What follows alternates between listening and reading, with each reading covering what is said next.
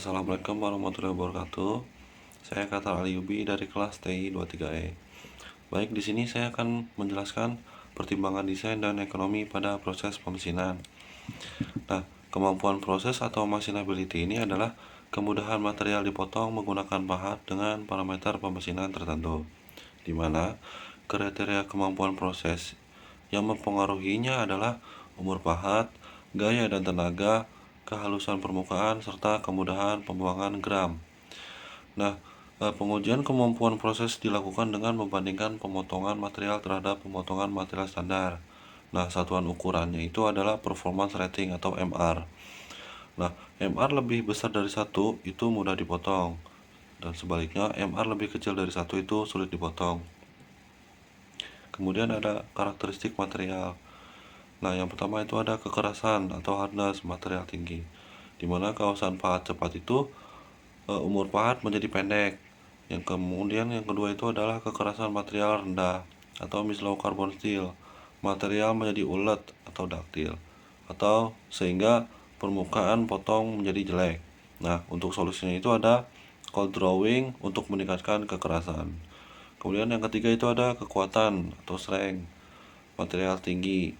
Gaya potong, energi, temperatur potong meningkat sehingga material sulit dipotong. Kemudian ada karakteristik kimiawi.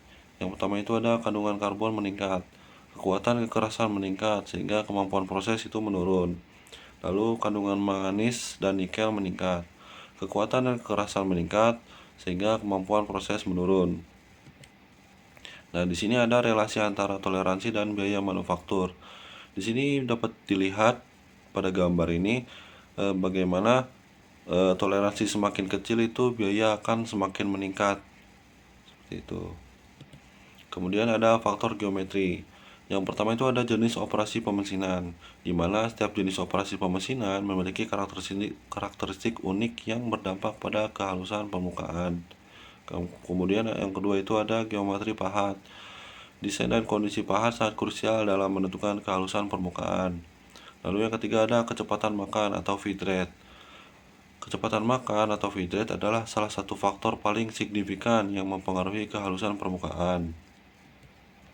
Kemudian ada faktor material. Yang pertama itu adalah pengaruh build up edge atau BUE yang berbentuk pada ujung pahat. Yang kedua gram yang bergesek kembali dengan material. Yang ketiga ada material yang robek karena sifat material yang ulet. Yang keempat ada crack yang terbentuk karena sifat material yang getas. Yang kelima ada friksi antara tool flank dengan permukaan baru yang berbentuk. Lalu ada faktor getaran dan mesin perkakas. Yang pertama ada getaran mesin atau pahat potong. Itu bisa menyebabkan gelombang permukaan pada permukaan. Kemudian ada defleksi fixtur atau penyimpangan atau lenturan pergeseran pada fixtur. Itu menyebabkan benda kerja bergetar. Nah, untuk tindakannya itu yang pertama bisa menambah kekakuan atau memberikan peredam pada fixtur. Kemudian bisa mengurangi kecepatan makan dan kedalaman potong untuk mengurangi biaya potong. Lalu ada merubah desain pahat untuk mengurangi gaya potong. Lalu ada pemilihan parameter pemesinan. Pemilihan kecepatan makan dan kedalaman potong itu yang pertama itu ada pahat, yang kemudian rogging atau finishing, yang ketiga itu kendala kecepatan makan pada rogging, kehalusan permukaan yang diinginkan. Untuk optimasi kecepatan potong itu fungsi tujuannya itu yang pertama untuk maksimasi kecepatan produksi. Yang kedua ada minimasi biaya produksi atau unit cost. Kemudian ada maksimasi kecepatan potong. Elemen kontribusinya yang pertama itu ada part handling time, yang kemudian ada machining time, tool change time, dan NP atau number of pieces cut in one tool life. Lalu ada minimasi biaya atau unit.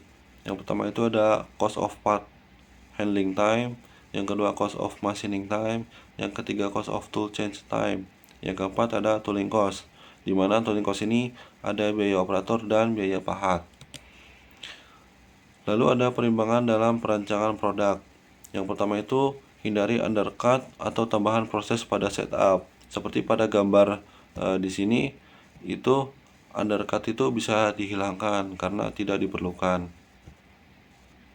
Yang kemudian yang kedua ada gunakan material yang memiliki kemampuan pemesinan yang baik. Lalu yang ketiga, rancang fitur-fitur pemesinan yang meminimasi setup dan proses menggunakan pahat-pahat standar. Cairan pendingin untuk proses pemesinan.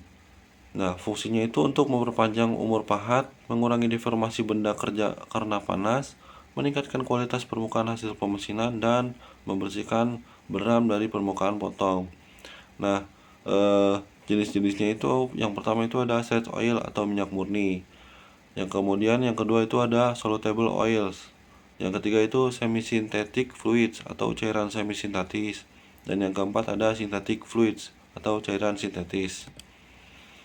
Nah, cara pemberian cairan pendingin pada proses pemesinan itu yang pertama dibanjirkan ke benda kerja. Bisa dilihat pada gambar ini, di mana cairan itu dibanjirkan pada benda kerjanya.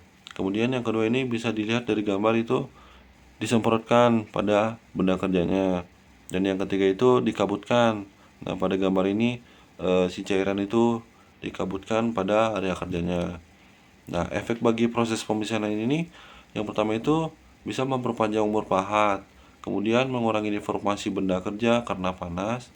Yang ketiga, permukaan benda kerja menjadi lebih baik atau halus. Dan yang keempat itu mengurangi penanganan beram. Cukup sekian dari saya. Terima kasih. Wassalamualaikum warahmatullahi wabarakatuh.